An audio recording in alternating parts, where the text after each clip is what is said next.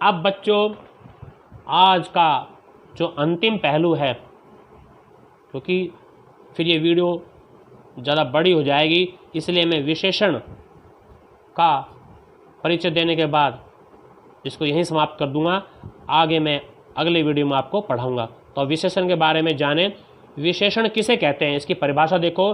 संज्ञा या सर्वनाम की विशेषता बताने वाले शब्दों या पदों को विशेषण कहते हैं। जैसे हैं अंगूर मीठे हैं, अंगूर कैसे हैं, मीठे, तो यहाँ मीठे हो गया विशेषण। काली बिल्ली दूध पी गई, बिल्ली कैसी है, काली है, बिल्ली का रंग बताया गया है, काली है। बिल्ली यहाँ विशेष्य है, यहाँ अंगूर विशेष्य है, यहाँ पर बिल्ली विशेष्य है। तो जिस शब्द की विशेषता बताई जाए उसे विशेष्य कहते हैं। जिस शब्द की विशेषता बताई जाए उसे विशेष्य कहते हैं, और जो विशेषता बताई जाए वो विशेषण कहलाता है। अब विशेषण के भेद देखें। इसके 4 भेद होते हैं: गुणवाचक विशेषण, संख्यावाचक विशेषण, परिमाणवाचक विशेषण और सार्वनामिक विशेषण। इसको हम संकेतवाचक अथवा निर्देशवाचक विशेषण भी कह सकते हैं। अब सबसे पहले गुणवाचक विशेषण की परिभाषा सुने। संज्ञा अथवा सर्वनाम की किसी भी प्रकार के गुण से संबंध रखने वाली विशेषता का बोध कराने वाले जो शब्द होते हैं वो गुणवाचक विशेषण कहलाते हैं। अब मैं थोड़ा सा परिचय दे दूं। गुण देखो, अच्छा है, चतुर है, बुद्धिमान है आदि। दोष देखो, बुरा है, नीच है, पापी है, कपटी है आदि। रंग रूप देखो, लाल, हरा, पीला, काला, मधुर इत्यादि। अवस्था देखो, रोगी है, कमज़ोर है, जवान है या बूढ़ा है। स्थिति देखो, अगला है, पिछला है, ऊपरी है या निचला है। देश काल देखो, भाई भारतीय है, प्राचीन है या ताज़ा है।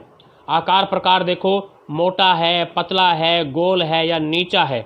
स्वाद देखो, मीठा है, खट्टा है, मधुर है या नमकीन है। गंध देखो, सुगंधित है या बदबूदार है। दिशा देखो, पूर्वी, पश्चिमी, उत्तरी, दक्षिणी। स्थान देखो, देशी है, विदेशी है या बाहरी है या भीतरी है। स्पर्श देखो, नरम है, कठोर है, कोमल है, चिकना है आदि। क्योंकि हम किसी चीज़ को छूते हैं, स्पर्श करते हैं, तो हमें उसका ज्ञान हो जाता है कि वो नरम कठोर है, कैसी है। अब बच्चों दूसरा भेद देखो, संख्यावाचक विशेषण। इसकी डेफिनेशन देखो, जो शब्द किसी संज्ञा या सर्वनाम की संख्या संबंधी विशेषता का बोध कराता है बच्चों, उन्हें संख्यावाचक विशेषण कहते हैं। बच्चों ये भी 2 प्रकार के होते हैं। नंबर 1 निश्चित संख्यावाचक विशेषण और नंबर 2 अनिश्चित संख्यावाचक विशेषण। पहले निश्चित संख्यावाचक विशेषण के बारे में जानें। इसके द्वारा विशेष्य की निश्चित संख्या की विशेषता का बोध होता है। जैसे 2, 5, 1.5, 7.5, पहला, तीसरा, दुगना, चौगुना, दोनों, शतक, 50,000, प्रत्येक, प्रतिदिन या कई आदमी इत्यादि। अब देखो अनिश्चित संख्यावाचक विशेषण। जिस विशेषण शब्द से किसी संख्या की अनिश्चित संख्या संबंधी विशेषता का ज्ञान होता है, अनिश्चित संबंधी विशेषता का ज्ञान होता है, उसे अनिश्चित वाचक संख्यावाचक विशेषण कहते हैं। जैसे देखो थोड़े आम, अधिक घर, कई आदमी इत्यादि। अब इसका तीसरा भेद देखो, परिमाणवाचक विशेषण। जिस विशेषण शब्द से किसी वस्तु की मात्रा अथवा माप तोल का बोध हो उसे परिमाणवाचक विशेषण कहते हैं। ये भी 2 प्रकार के होते हैं बच्चों। जैसे पहला है निश्चित परिमाणवाचक विशेषण, दूसरा है अनिश्चित परिमाणवाचक विशेषण। पहले जाने निश्चित परिमाणवाचक विशेषण के बारे में। इसकी परिभाषा देखो, जिन शब्दों से वस्तु की निश्चित मात्रा का ज्ञान हो उसे निश्चित परिमाणवाचक विशेषण कहते हैं। जैसे 10 लीटर दूध, 10 कनाल या 10 बीघा जमीन, 2 मील, 5 कोस आदि। अब इसका है दूसरा अनिश्चित परिमाणवाचक विशेषण। इन विशेषण शब्दों से वस्तु की अनिश्चित मात्रा, नापतोल और माप का ज्ञान होता है बच्चों, उसे अनिश्चित परिमाणवाचक विशेषण कहते हैं। उदाहरण देखें, जैसे बहुत लंबी रस्सी। अब बहुत लंबी रस्सी हमें क्या मालूम कितनी लंबी है वो, तो देखिए बहुत लंबी रस्सी। थोड़ा आटा, कुछ गज जमीन, कुछ मीटर कपड़ा आदि। अब चौथा उदाहरण है विशेषण का सार्वनामिक विशेषण, या इसको हम संकेतवाचक विशेषण भी कहते हैं। इसकी परिभाषा देखो, पुरुषवाचक और निजवाचक सर्वनामों को छोड़कर, जो मैंने आगे भेद बताए थे, जो पीछे मैंने भेद बता चुका हूँ उनके विषय में मैं प्रकार डाल चुका हूँ, तो उन्हीं के बारे में है कि पुरुषवाचक और निजवाचक सर्वनामों को छोड़कर शेष सर्वनामों का प्रयोग जब विशेषण के समान होता है तो बच्चों वहाँ सार्वनामिक विशेषण या संकेतवाचक विशेषण होता है। जैसे देखो 6 होते हैं, 2 छोड़ दो पुरुषवाचक और निजवाचक को। तो अब निश्चयवाचक का रूप देखो, यह पुस्तक मेरी है, यह पुस्तक मेरी है। अनिश्चयवाचक का किसी लड़के को बुलाओ। प्रश्नवाचक का कौन लड़का दिल्ली जा रहा है, या कौन लड़का बाहर खड़ा है। संबंधवाचक का देखो, जो लड़की अभी यहाँ खड़ी थी वह कहाँ गई। तो जो ये अंडरलाइन मैंने किए ये चारों के। अब मैं इसके भेद कंप्लीट हो गए। अब इसके पद परिचय के कुछ उदाहरण देखिए बच्चों। अब विशेषण पदों के परिचय के उदाहरण देखिए। पहला एग्जाम्पल देखें, छोटे बच्चे ने 1 लीटर दूध पी लिया। तो यहाँ रेखांकित दिए हुए हैं छोटे और 1 लीटर। तो पहले मैं छोटे जो रेखांकित दिया है पद उसका परिचय दे रहा हूँ।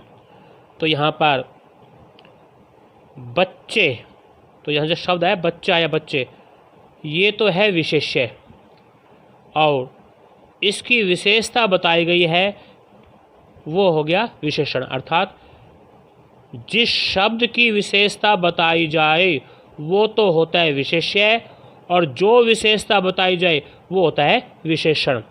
तो यहाँ पर ये गुणवाचक विशेषण है, एक वचन है, पुल्लिंग है और विशेष्य है बच्चे, इसकी विशेषता बताई गई है।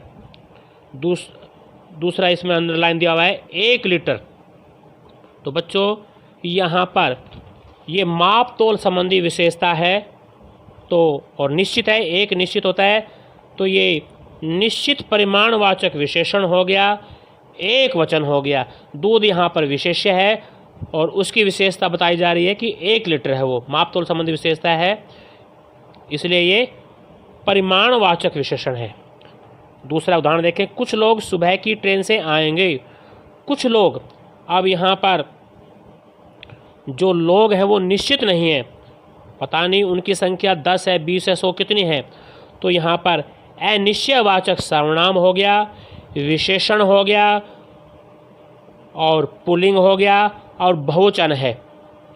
लोग विशेष्य है, उसकी विशेषता बता गई है कुछ, और वो अनिश्चय है, इसलिए अनिश्चयवाचक संख्यावाची विशेषण हो गया ये। तीसरा एग्जाम्पल देखें, कल आपका नौकर चलती बस से कूद गया। कल आपका नौकर, तो बच्चों जैसा मैंने डेफिनेशन में बताया है कि सर्वनाम जो शब्द है वो स्वतंत्र रूप से प्रयोग होता है, परंतु वो ही सर्वनाम शब्द यदि संज्ञा के साथ मिल जाए, संज्ञा के साथ मिलकर कि आपका नौकर, यहाँ हम आपका अलग से नहीं बोल सकते, इसको बोलेंगे आपका नौकर।